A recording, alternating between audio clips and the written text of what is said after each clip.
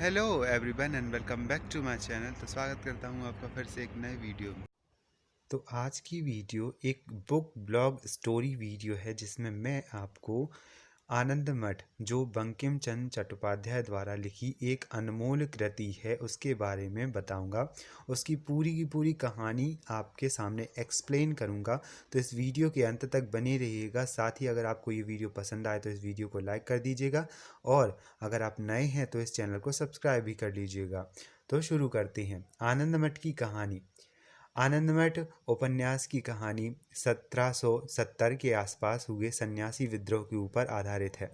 1770 से 1774 में बंगाल में भीषण अकाल आया था जिसमें बंगाल के लोग दाने दाने के लिए तरसने लगे थे। लोग गांव छोड़कर जंगलों की तरफ पलायन करने लगे थे। गांव में खाने के लिए अन्न तो था ही नहीं पर कम से कम जंगल में फल और पत्ते तो मिल ही जाते थे। कई जगह तो ये भी वर्णन आया है कि लोग एक दूसरे को मारकर भी खाने लगे थे। आनंद मठ की कहानी एक सन्यासी समुदाय के सदस्यों के जीवन के इर्द गिर्द घूमती है। हमारा राष्ट्रीय गीत वंदे मातरम इसी उपन्यास की देन है जिसे इसके पात्र समय समय पर गुनगुनाते रहते हैं। अंग्रेजी हुकूमत जो अभी तक प्रशासन में नहीं थी बल्कि सिर्फ राजस्व तक ही सीमित थी, मतलब कि जनता के सुखों और सुविधाओं और उनके संकटों से उन्हें कोई मतलब या लेना देना नहीं था। मतलब था तो सिर्फ राजस्व वसूली और व्यापार से। कैसे कैसे करके एक निर्धारित क्षेत्र में से पैसा उगाया जा सकता है, यही उनका परमधेय हुआ करता था। चाहे भले ही जनता के पास खाने के लिए अन्न हो या ना हो, लेकिन उनको टैक्स का पैसा पूरा पूरा चाहिए। इन्हीं सब के बीच में उभरा था सन्यासी विद्रोह। इस विद्रोह को सन्यासी लोग जो सामाजिक जीवन छोड़ चुके थे उन्होंने संचालित किया और अंग्रेज़ों से लोहा लिया। इस उपन्यास के लेखक के बारे में कौन नहीं जानता। बंकिम चंद्र चटर्जी। इनके बारे में यह पर बताने के लिए कोई आवश्यकता ही नहीं क्योंकि इनके बारे में आप यकीनन ज़रूर जानते होंगे कि बंकिम चंद्र चट्टोपाध्याय जी कौन हैं। उपन्यास की कहानी। इसकी कहानी 4 खंडों में बटी हुई है। हम यहाँ पर इस आनंद मठ उपन्यास की कहानी को इन्हीं खंडों की मदद से जानेंगे। ये खंड निम्न हैं। पहला, आनंदमय कानन के आनंद मठ में। दूसरा, शांति नवीनानंद स्वामी के रूप में। तीसरा, संतानों का विजय उत्सव। चौथा, जीवानंद और शांति का प्रायश्चित। खंड 1, आनंदमय कानन के आनंदमय मठ में। इस भाग में मुख्य पात्र है महेंद्र और कल्याणी। दोनों पति पत्नी एक गांव में रहती हैं। उनकी एक 64 महीने की बेटी है। संपन्न परिवार है। घर में बहुत सारी संपत्ति पड़ी हुई परंतु अकाल के कारण धन तो है लेकिन अन्न का एक भी दाना जुटाना बहुत ज़्यादा मुश्किल पड़ रहा है। जब अनाज ही नहीं है तो खाएंगे क्या। सोना चांदी और रुपए से पेट तो नहीं भरता। अतः यह दंपत्ति गांव छोड़ने का फैसला करती हैं। कलकत्ता जाएंगे। ये सोचते हैं कि वो कलकत्ता जाएंगे और वहाँ पर कुछ काम करके अनाज की व्यवस्था करेंगे। अगर कलकत्ता नहीं पहुँचते तो कम से कम जंगल में जाकर फल और पत्तियाँ खाकर अपना पेट तो भर लेंगे। रास्ता बहुत कठिन था। पूरे रास्ते में खाली और सुनसान पड़े गांव नजर आ रहे। अपने गांव पदचिन्ह को छोड़ने के पश्चात बहुत दूरी तक भटकने के बाद महेंद्र एक ऐसी जगह रुकता है जहां वो सोचता है कि वो अपनी बच्ची के लिए दूध की तलाश में निकले और वो ऐसा करता है। महेंद्र अपनी बच्ची के लिए दूध की तलाश में निकलता है और काफ़ी समय तक नहीं आता।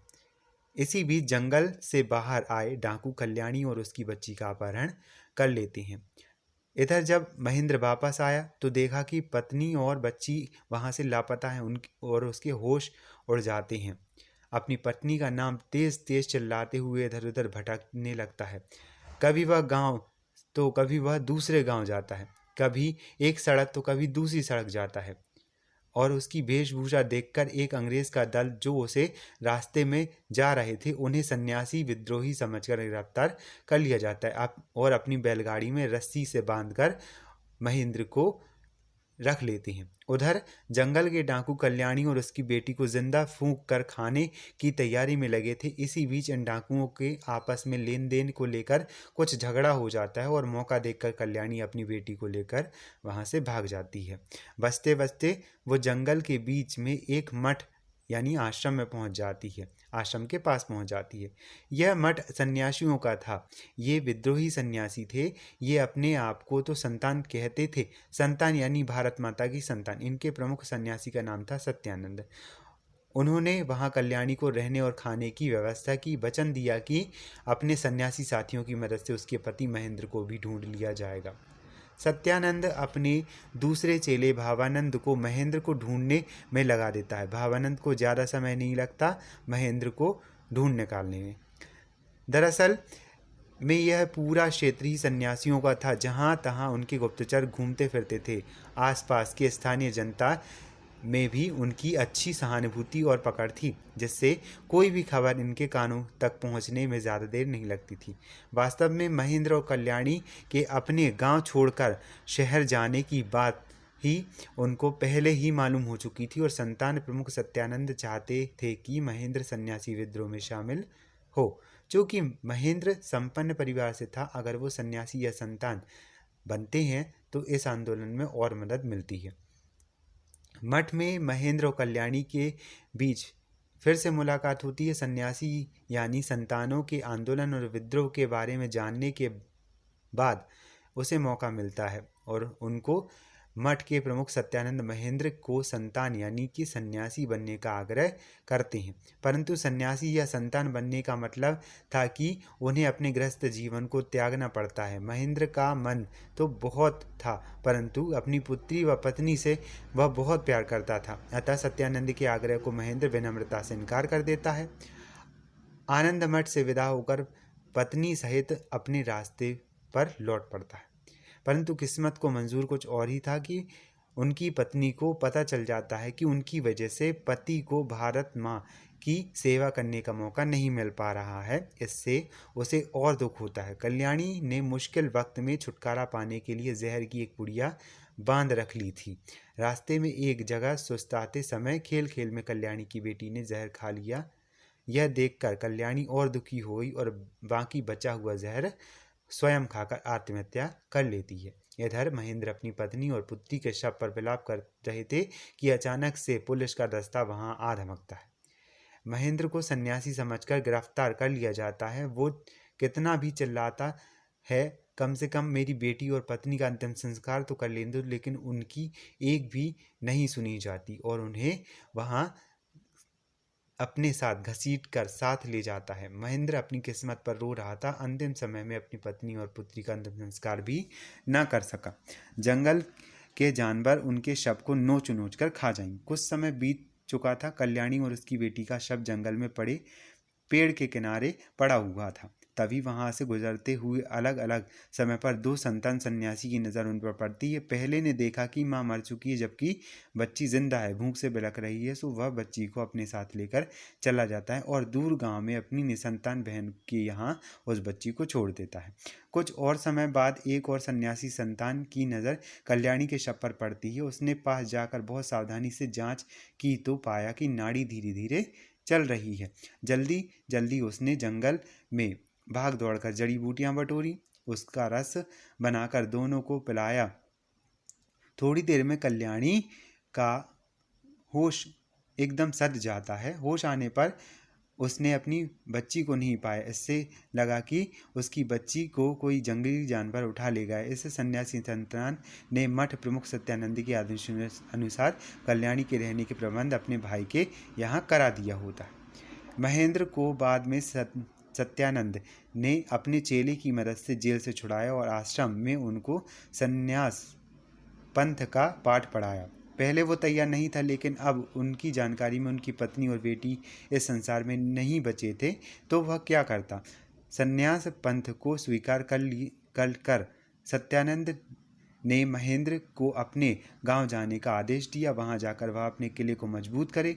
सत्यानंद देश के अलग अलग हिस्सों से कारीगर भेजते हैं जो हथियार बनाने में मदद करते हैं। पैसा और सामान की आपूर्ति लगातार जारी रहती है, जिससे बहुत सारे हथियार बना के भविष्य के लिए सुरक्षित कर लिए जाते हैं। महेंद्र धीरे धीरे सेना धीरे बनाता जाता है। महेंद्र आनंद से लौटकर अपने किले में सत्यानंद के कहे अनुसार काम करता रहता है।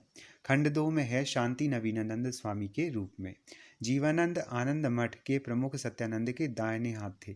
जीवानंद सन्यासी डाकू के सेनापति के रूप में स्थापित थे। अभी तक जितनी भी लड़ाइयाँ हुई थी उनमें अंग्रेजी सिपाहियों के छक्के छुड़ा देने वाला वह बहुत अच्छा योद्धा था। संन्यास लेने से पहले जीवानंद की शादी शांति से हुई थी। शांति बहुत ही खूबसूरत मगर योद्धवी जैसे गुणों से संपन्न थी। बचपन से ही वो पुरुषों के वेश बनाकर इधर से उधर टहलती रहती थी। बाद में उसकी शादी जीवानंद से हुई। शादी के कुछ साल बाद जीवानंद अपने देश की लड़ाई के लिए आनंद मठ के संपर्क में आया और अपने गृहस्थ जीवन से संन्यास ले लिया। संन्यास लेने के साथ ही यह शपथ लेनी पड़ती है कि वो अपनी पत्नी से कुछ भी और कभी भी नहीं मिलेंगे और कुछ भी नहीं कहेंगे। अगर आपने ऊपर के पैराग्राफ पर ध्यान से पढ़ा हो तो जीवानंद वही व्यक्ति था जो महेंद्र के दूध पीती बच्ची को जंगल से बचा कर लाया था और दूर गांव में अपनी बहन को उसे सौंप दिया था।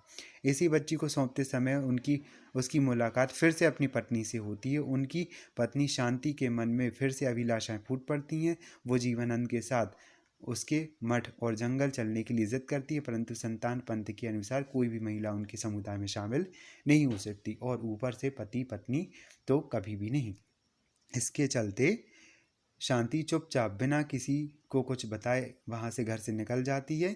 एक युवा सन्यासी का वेश धारण करके और मठ में शामिल हो जाती है। बाकायदे ढंग से सत्यानंद ने से अपनी दीक्षा प्राप्त करती है और नवीनानंद के रूप में सबके सामने आती है। सबकी नज़रों में वो पुरुष थी। धीरे धीरे वो जीवानंद के करीब आती है। जीवानंद उसे पहचान लेता है, फिर भी उसे दूर नहीं कर पाते।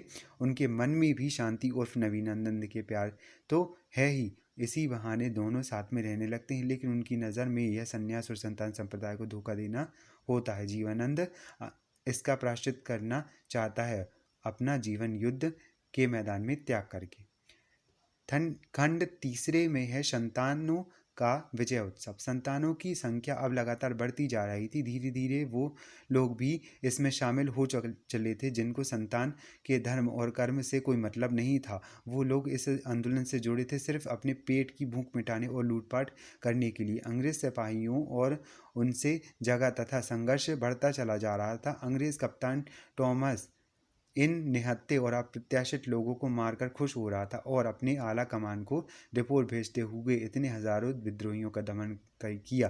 परंतु असली विद्रोह तो जंगलों में छिपे हुए थे और इन जंगलों में जाकर उनके मठ और घर तक पहुंचने का रास्ता किसी को भी मालूम नहीं था। फिर अचानक एक दिन अंग्रेज़ की बहुत बड़ी सेना किसी तरह से उनके गढ़ की तरफ कूच करने लगती है। तब युद्ध का खतरा मंडराने लगता है। अंग्रेज़ों की सेना और संतानों की सेना में आपस मुकाबला होता है। भावानंद और जीवानंद उसका प्रतिनिधित्व करते हैं। बहुत भयंकर युद्ध होता है।